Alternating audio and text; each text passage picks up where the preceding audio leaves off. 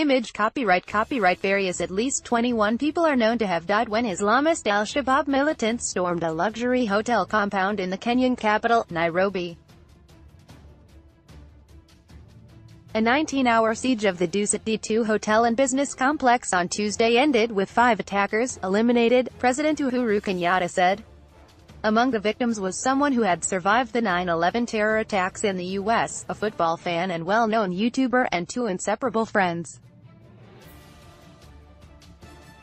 Here's what we know so far about them. James Aduor. Image copyright James Aduor Cobra, Facebook dubbed ODU Cobra by his friends. James Aduor died on the eve of his birthday and was known for his passion for football. He loved the grassroots game and set up the YouTube fan site, Watto TV, a year ago. He was a university friend of BBC Business editor Larry Madowo, who tweeted, "He was one of the nicest, happiest people I've ever met. Rest well, ODU, 9 Maber, Luo for rest in peace. The world is better because you lived," according to those sharing tributes to him on a site set up to remember him. He was an ardent supporter of the English Premier League side Manchester United and played for a local team, Manchester United. Kenya will miss a loyal fan. And our football team will miss a leader and a brother. Thanks for all the memories and games we had together. Fare thee well. You will be received well by the legends up there, one person wrote. He also worked for LG Electronics, which has offices in the Dusit complex. Tweeting in the wake of the attack, Mr. Aduor said that he had heard gunshots and non-stop explosions, and said that he and his colleagues were trapped. Your good spirit will live on in football. You did your part. President of the Football Kenya Federation Nick Mwendwa tweeted after it was announced that he had died in the attack. Sports journalist Jeff Kenyanjui paid tribute on Twitter, saying, "No one ever defended me the way you did. Even when I was clearly on the wrong." His close friend James Mugavi, from the Sports Journalists Association of Kenya, told Citizen TV that he had seen Mr. Aduor at a business meeting on Tuesday morning. "We made some banter about his beard. I remember telling him that he needed to trim it," he said. A statement released by LG Electronics described him, not just an incredible employee, but a truly inspiring and genuine human being.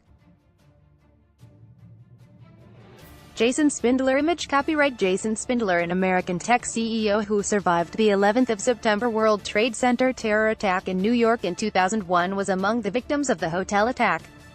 "It is with a heavy heart that I have to report that my brother Jason Spindler passed away this morning during a terror attack in Nairobi, Kenya. Jason was a survivor of 9/11 and a fighter. I am sure he gave them hell," his brother Jonathan said in a private Facebook post. Mr. Spindler was working for investment bank Solomon Smith Barney in the World Trade Center when his building collapsed in the aftermath of the 9/11 attacks, reports AFP. "That ordeal changed his life," said Mr. Spindler's friend and former roommate from the University of Texas. "Something struck a nerve and changed how he felt and thought about things." Kevin Yu told The Washington Post, "He just felt like he could be doing so much more." Mr. Spindler became co-founder and CEO of iDev International, a company focused on financial innovations to reduce poverty. He was working in Kenya on a mini power grid project tailored for remote areas. The iDev website goes on to say that he studied business at the University of Texas at Austin, then law at New York University, and had served for the U.S. Peace Corps in Peru.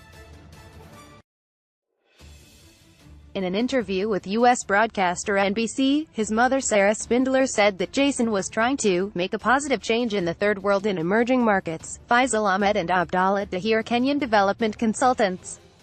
Faisal Ahmed, 31, and Abdallah Dahir, 33, who worked for Adam Smith International, Aussie, were having lunch together at the Secret Garden restaurant in the grounds of the hotel when the suicide bomber struck.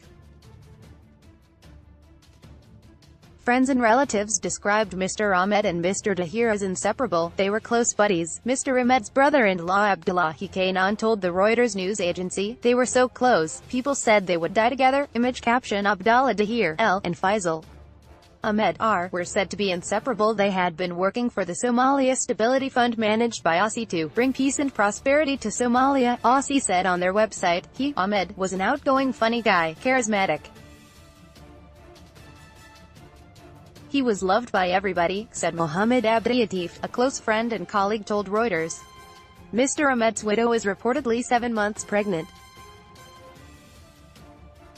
Mr. Tahir's LinkedIn profile says he was passionate about photography and sharing the stories of vulnerable people, especially the voiceless victims of violence, in order to educate the world about the detrimental impacts of war. A joint funeral was held for them on Wednesday.